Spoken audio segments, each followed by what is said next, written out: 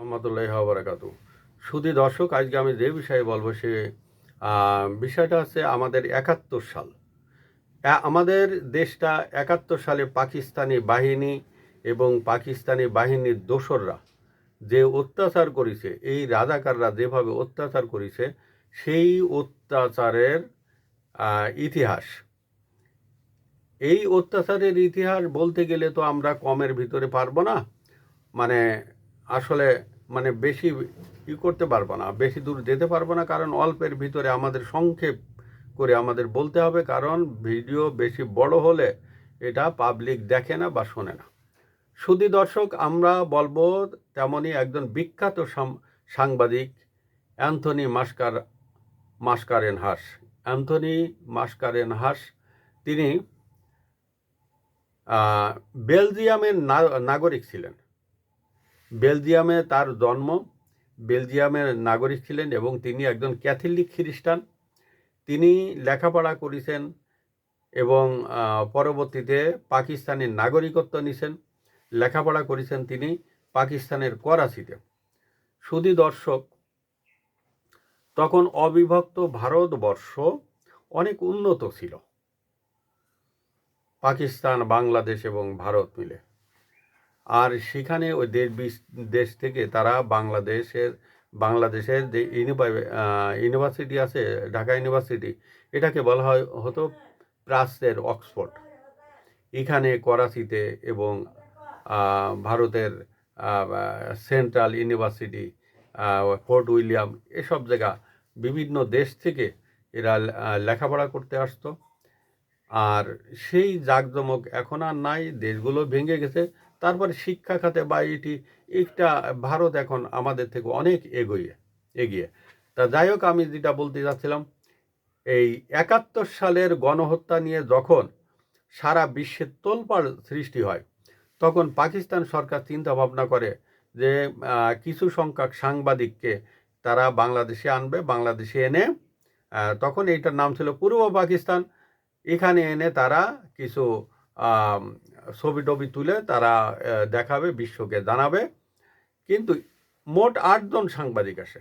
এর ভিতরে সবাই পাকিস্তানি সাংবাদিক এবং পাকিস্তানের সরকার সমর্থিত। কিন্তু ব্যতিক্রম ছিল অ্যান্থনি মাসকারেনহাস। এই অ্যান্থনি মাসকারেনহাস তিনি পাকিস্তানের সরকারি সমর্থকই ছিলেন। তিনি এসে তার বিবেক জাগ্রত হয়ে যায়, দেখে জায়গায় জায়গায় লাশের পাহাড়। পাকিস্তানি বাহিনী সব জায়গায় নেয়নি। তিনি অতি গোপনে ঢাকা ইউনিভার্সিটি আসছিলেন। সেখানে এসে দেখে লাশের পাহাড় ফুলার রোডের সামনে। তিনি এসে দেখেন সেই রেসকোর্স ময়দানে, আজকে যার নাম শহীদ সোহরাওয়ার্দী উদ্যান, সেই রেসকোর্স ময়দানের ফাঁকা মাঠ ছিল, তখন এইসব গাছপালা ছিল না। সেখানে লাশের পাহাড়। উনি দূর থেকে চিন্তা করেছে হয়তো মাটি টাটি চাপা দিয়ে রাখিছে। পরে যতই কাছে যায় তখনই দেখে, অবাক হয়ে যায়, গুলিস্তানের মোড়ে লাশের পাহাড়। তখন তো পাকিস্তানি সৈন্য ছাড়া আর কেউ ছিল না। পুরনো ঢাকা একটা মাঠ আছে, পাকিস্তানি মাঠ, সেটার নাম এখনও পাকিস্তানি মাঠ আছে। এবং সেই মাঠের ভিতরে লাশের পাহাড় দিয়ে রাখিছিল, এইভাবে মেরে মেরে। ঢাকায় কোনো লোক ছিল না। 25শে মার্চের রাতে তারা আসল কাজটা, এই পাকিস্তানি বাহিনী আসল কাজটা করে ফেলাইছিল। সেই ৮ সাংবাদিক যখন ভিজিট করে, তখন এরা আবার সেই ব্রিটেনে পাকিস্তানে ফিরে যায়। পাকিস্তানে অ্যান্থনি মাসকারেনহাস ফিরে যায়। তার বিবেককে কোনোভাবে বুঝ দিতে পারছে না। তিনি রাইতে ঘুমাইতে পারছিলেন না, তিনি খেতে পারছিলেন না। তিনি যাই হোক কয়েকদিন পরে তিনি চলে যান কোথায়? লন্ডনে। এবং লন্ডনে গিয়ে লন্ডনের একটা বিখ্যাত পত্রিকা, এখন যে জগৎ বিখ্যাত একটা পত্রিকা, সানডে টাইমস, এই সানডে টাইমসের সাথে আলাপ আলোচনা করে। সানডে টাইমস তাকে বলে, তুমি লিখে দাও, আমরা এখনই ছাপাই দিই। তখন তিনি বললেন যে আমার সন্তান, আমার স্ত্রী, তারা সবাই পাকিস্তানে রয়েছে, আমি তাদেরকে নিয়ে আসি। তখন উনি আবার পাকিস্তানে চলে আসলেন। পাকিস্তানে আসার পরে তিনি তার 2 সন্তান এবং তার স্ত্রীকে নিয়ে করাচি বিমানবন্দর থেকে ওঠেন এবং সেখান থেকে লন্ডন যাত্রা করেন। কিন্তু করাচিতেও তাকে ব্যাপক জিজ্ঞাসাবাদের সম্মুখীন হতে হয়েছিল।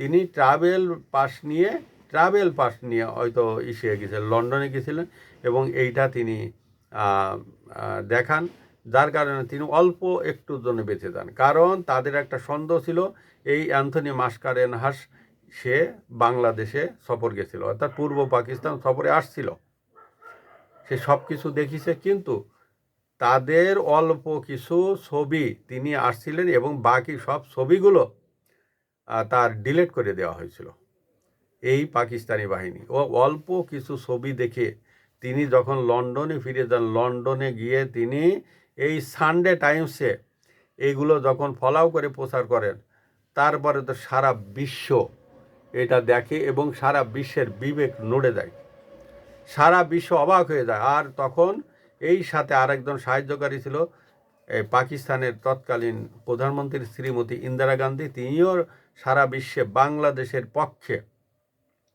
তিনি বিভিন্ন জায়গায় লবিং করছেন। তিনিও একটা লাইন পেয়ে যান, এই সানডে টাইমসের এই রিপোর্টটা নিয়ে তিনি সারা বিশ্বব্যাপী চষে বেড়ান এবং এই সানডে টাইমসের এইগুলো ছবিগুলো, এই লেখাগুলো তিনি বিবিসি, CNN এবং জার্মানির চ্যানেল 4-এ এটা প্রকাশিত করেন। রাশিয়ার একটা বিখ্যাত পত্রিকা ছিল তখন, এটার নাম ছিল সোভিয়েত ইউনিয়নের বিখ্যাত পত্রিকা প্রাভোদা। এই প্রাভোদাটা এখনও আছে এবং খুবই একটা নামকরা একটা পত্রিকা। তারপর এটা ছাপা হয়েছে ওয়াশিংটন পোস্ট এবং দ্য ইকোনমিস্ট।